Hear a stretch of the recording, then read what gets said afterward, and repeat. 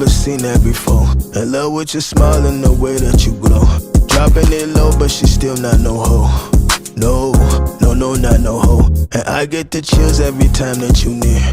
Dancing all slow just to check your reflection. Eye contact just to check if I'm checking. We don't need the law cause we don't need protection. No. And I like your smile when you dance in the mirror. Pulling me close while you dance in the mirror. Grind on me slow while you dance in the mirror. Yeah. And I like your smile when you dance in the mirror. Pulling me close while you dance in the mirror. Grind on me slow while you dance in the mirror. Yeah. What's up, man? It's Any and Everything Podcast by two kings. I am King DJ. And I am King Perez. And that's what the fuck it is, and that's what the fuck it's always gonna be. Y'all better hear us loud and clear. But y'all know how it is, man. The rock and drop it for this week. Make sure y'all tap in, hit those polls, hit those Facebook, make sure y'all hit those comments. Tell them how y'all like it. Tell them how y'all feeling. This right here is King Adonis. King Adonis checking her reflection. I like that. It's small. Nah. It's giving me Caribbean vibe. Right. You feel me? Let me salsa. Let me vacation. Let me love on my lady. You know, I'm liking that energy. He minus the bitches and hoes and went to, grabbing you closer, pulling you closer. Nah. You know what I'm saying? So I catch that flow. Shout out to that bow. That's a bucket. That's a bucket for sure. How you liking that? Yeah, that's cool. I like the flow. That was ride music right there. Pete love that ride music. Yeah, that's chilling. That's for sure. So make sure y'all tap in to that. Make sure y'all tap into that on Facebook and tell them how y'all feel. Y'all gonna either rock it or you gonna drop it. One or the other, right? Rock it to me, I like it. Yeah, it's definitely a rocket to me. That's a rocket to me. I clean the house over to that. You feel me? Clean the house, put a little bud in the air, while I'm dancing with my broom. Nah. Say no. But y'all already know what that is, man. So make sure y'all tap in. What's been good with you, my brother, before we get up into this top? Same old. Went down to this little gathering last night. They had a little bowling tournament. Mm-hmm. It was pretty cool. Got buzzed up, so I had to, take it easy. I about to make an early exit. Yeah, I had to take it easy. This nigga get drunk and then slide on you. You don't even know the nigga left. You hit that nigga 30 minutes later. Hey, where you at? Nigga, I left an hour ago. when I get that feeling, I'll be like, I ain't got time to be getting pulled over. Yeah, that's a fact. Especially no DUIs. So that's a fact. I feel like the party is getting the hypest. I'll be like, okay, that's my exit call right there. Time to slide. They shit real. Everybody about to super turn up. I'm about to turn down. Cause it ain't nothing like driving and seeing them disco lights in the background. You can drop your heart at any moment, especially when you know you on. Ooh-wee. How many drinks you had today, sir? You always gonna lie and say one. One, this one. I only had one. It wasn't even a whole one. They always hit it with I had a shot in the beer. You know what I'm saying? You gotta have peanut butter Reese cups. You gotta have Reese cups in your car. And when they just say, "Can you get out the car?" Just get out the car and go sit in that car. I'm waiting on you, bro. Another one. I got hit with a minor in possession one time. Nigga, I was in college and we was on our way to somewhere. Central? Bowling Green. No, it wasn't. That don't matter. We in a car. I'm flying down 75. Whoop whoop. Get pulled up. I'm only 18. At this time we had a pint of Pinnacle in the car.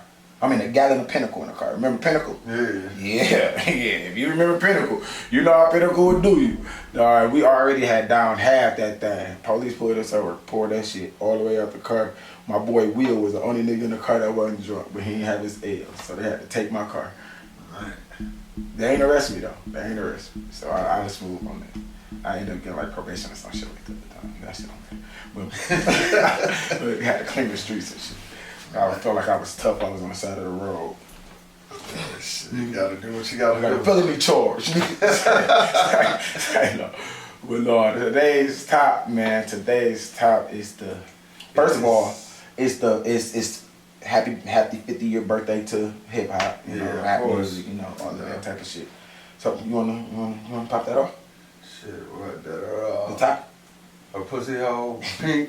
No, man, that's not the top. The top is shit. We can really say the development of female music, the change of female music from then to now, like for real, because we was speaking and it originated around Sexy Red and the deliverance of her music and how it's changing the culture from a female's mindset. And as two guys sitting here, and we see the perception of her music and how it's altering the mindset of the women, and it's altering the mindset of the young girls that's growing up. That, you know, if you listening to this type of music, like you just said, my coochie hole pink and my booty hole brown.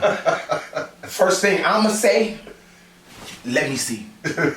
You know what I'm saying? Well, I mean, I think it alters the perception of men too, because I mean, if you look at it, the way they want to portray themselves and stuff like that, then you got, you know, female that's encouraged to act in a certain manner. How do you think men are going to treat you? You know what I'm saying? So when you get that perception, a man is going to treat you that way because, you know, he feel like you that way.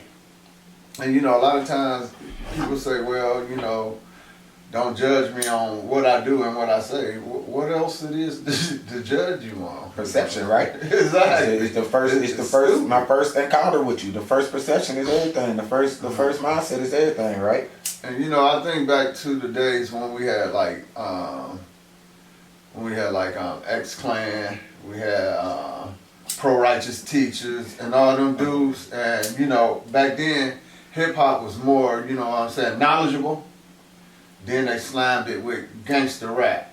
I mean, but we always know that's back then when the origination of hip hop, it was at its purest form. Right, exactly. But once it started to get remarketed and rebranded over to these bigger companies, they started projecting the image of what music is. Right.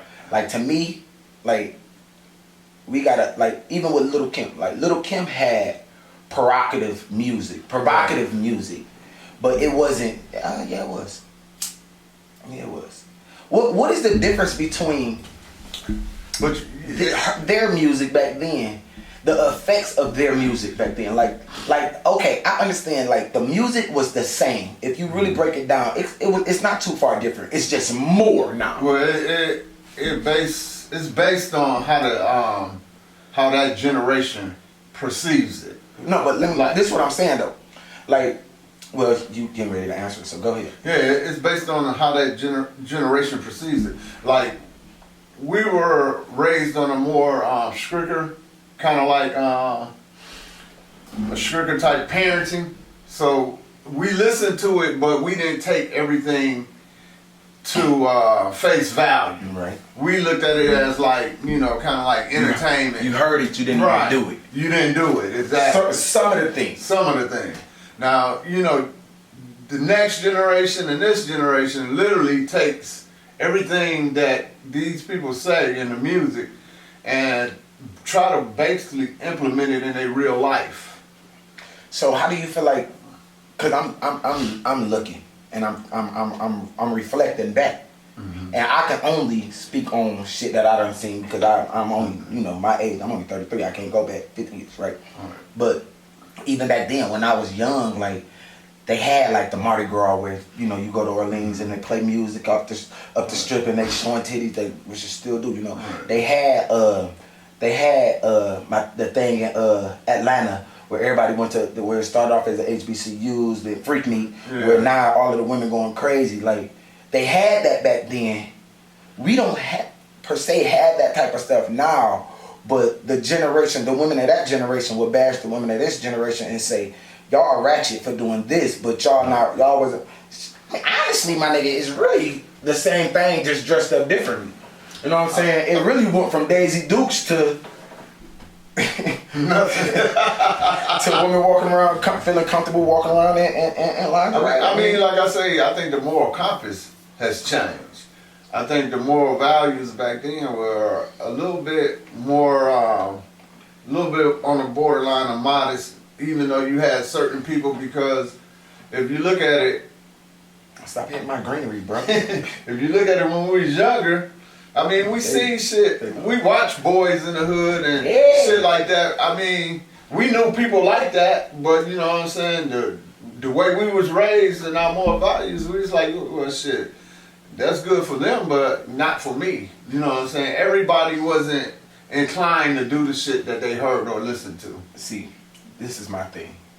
I know for sure that those big record labels, they pay attention to us. They watch what we listen to. They watch. They run tests on us. It's a big push for all that. Yeah, so they know what they can put out to market what they're trying to persuade, even on the underlying statements, right? So you got because right now, if you see it, like mainstream is ran by a lot of women. Yeah. You know, especially on today. Like, I mean, you got this Sexy Red, is their era. Girls, you know what I'm saying? They hotter Nicki than ever. Minaj, Cardi B, like list goes on and on with just hot female artists that's out right now. And we've had that generation where the men ran the media. Right. And the push on men was gangster, kill, you know, do this and do that. Now they grabbing the women's attention, and not just the women. We have our boys listening to this type of music, because this is radio music. Yeah. You know what I'm saying? We got our boys listening to this type of music, and then it's altering their mindset, or either they're gonna be gay or they're gonna be hypersexual. Right. You know what I'm saying? So the media know what they doing.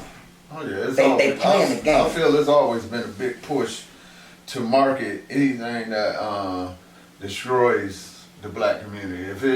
If they feel like it can change the perception and everything of the black community, they all for the push. Yeah, because it's really now because I feel like right when Kendrick, J. Cole, that was the entry of Cardi B came in, right? All right. They was getting hot.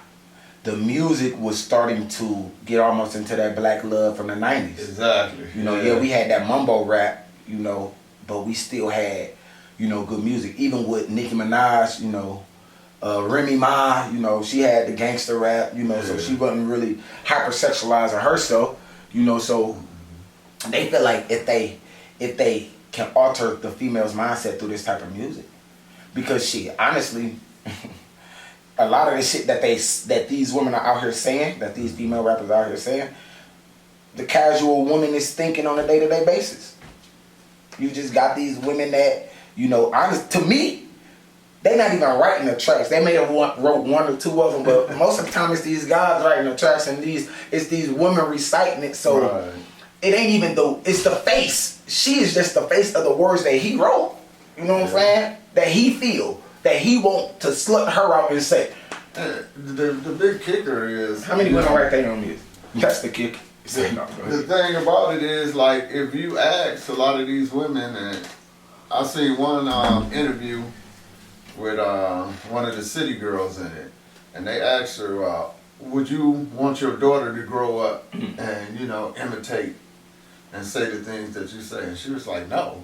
You know what I'm saying? Basically, I want my daughter to go to college and do this and do that.